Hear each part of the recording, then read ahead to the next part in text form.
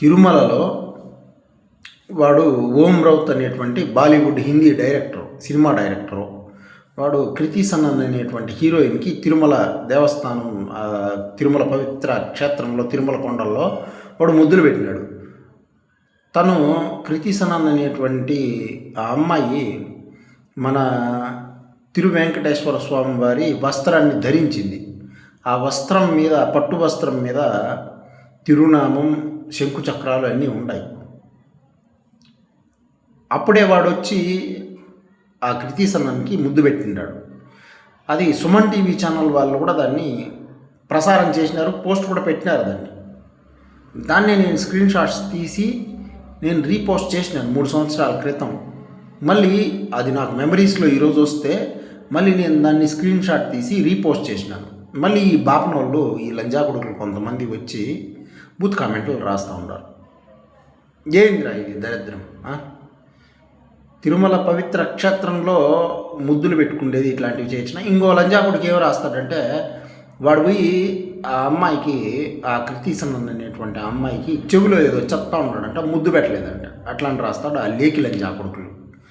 ఏందిరా ఇది? ఇది అయోమయం కాదా?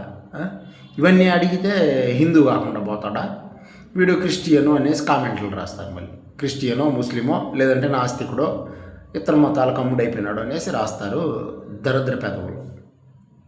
తెలుసుకోండిరా రీ, అవగాహన తెచ్చుకోండిరా. ఇంకెప్పుడురా ఈ జన్మ మళ్ళీ మనిషిగా మీరు పుడతారో లేదంటే ఎవడికి తెలియదు, ఎవడు చూడలేదు. సరేనా? కనీసం సత్యవంతంగా బతికి చావండి.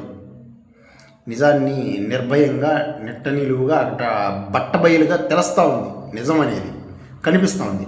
సరే, మరి వాడు ముద్దు పెట్టలేదంటే సుమన్ టీవీ ఛానల్లో ఎందుకు ఆ టైటిల్ రాస్తాడు? వాడు ఎందుకు ఆ వీడియో పెడతాడు? వాడు ఎందుకు ఆ పోస్ట్ చేస్తాడు?